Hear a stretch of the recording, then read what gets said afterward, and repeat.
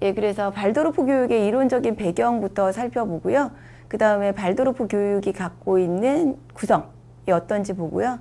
그 다음 우리 교육 현장에 우리가 프로그램을 적용할 때 어떤 점을 시사하고 있는지 발도르프 교육의 시사점과 관련되어 있는 내용 살펴보도록 하겠습니다. 예, 그 첫 번째 발도르프 교육이 갖고 있는 이론적인 배경부터 보도록 할게요.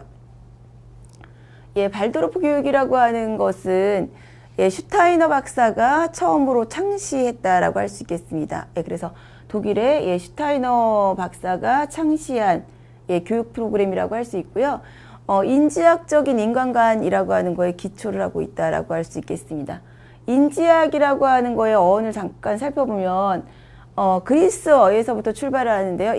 인간이라고 하는 게 그리스어로 엔스로폴스라고 하는 개념이거든요. 그래서 인간이라고 하는 거하고 소피아라고 하는 개념이 합성된 거라고 볼 수 있어요. 그래서 인간과 소피아라고 하는 게 지혜인데 인간의 지혜를 추구하는 인간이라고 하는 모습으로 우리가 이해하시면 되는데요. 그래서 인간의 지혜에 대해서 인간의 지혜나 지식이나 뭐 이런 것들이 어떻게 구성되나 어떻게 우리가 지식을 쌓아가나 뭐 이거와 관련되어 있는 것들을 연구하는 학문이라고 할 수 있겠습니다. 그래서 인지학이라고 하는 건 종교적인 것과 더불어서 인간다움이라고 하는 것이 무엇인가 진정한 의미의 인간이란 무엇인가 라고 하는 인간다움에 대해서 탐구하는 학문이라고 할 수 있고요.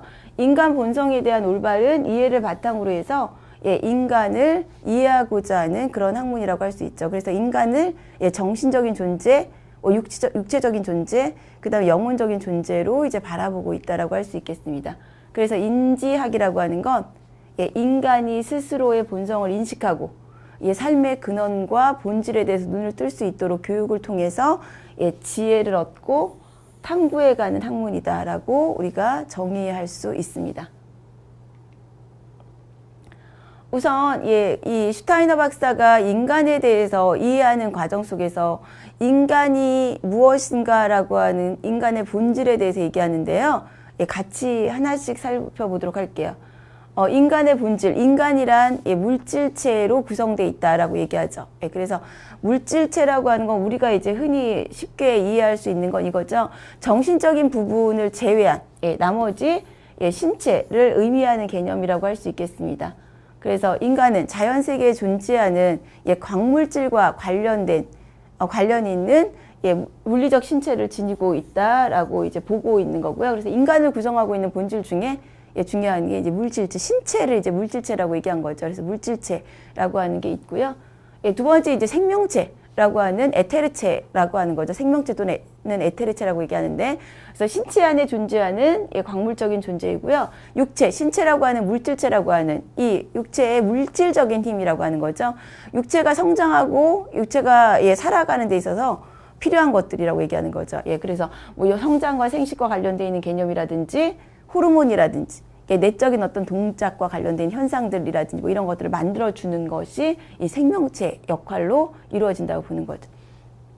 그래서 인간의 생명력이나 뭐 기질이라든지 뭐 양심이라든지 뭐 이런 것들이 영향을 받아서 성장해 나가는 거, 뭐 체계 활동 뭐 이런 것들을 담당하고 있는 개념이라고 할 수 있겠습니다. 세 번째 이제 감정체, 에스트랄체라고 얘기하는데요. 감정체라고 하는 건 신체가 생명을 지닌 존재로 작용하게 하는 생명력을 의미하는 개념이라고 할 수 있겠습니다. 감정이라든지 욕망이라든지 뭐 이런 것들을 포함하고 있는 내용이라고 할 수 있죠. 그래서 감정이나 욕망을 표출시키는 요소라고 할 수 있고요. 외부로부터 받은 인상을 내면 세계로 받아들이는 작용을 하는 게 이 감정체, 에스트랄체의 역할 때문이라고 할 수 있죠. 이런 것들을 포함하고 있는 개념이라고 할 수 있죠. 고통이라든지 뭐 기쁨이라든지 충동이라든지 뭐 탐욕이라든지 욕망이라든지 열정이라든지 절제라든지 뭐 이런 것들을 포함하고 있는 감정이 이 에스트랄체라고 하는 감정체라고 할 수 있죠. 마지막으로 자아체라고 하는 건데요. 동물과 인간이 구별되는 가장 중요한 구성체라고 할 수 있죠. 그래서 인간에게만 존재하는 특유의 구성체가 이 자아체라고 할 수 있고요. 앞서 얘기했던 생명체라든지 감정체라든지 뭐 이런 것들을 다스리는 역할을 하는 게 이 자아체라고 하는 거죠.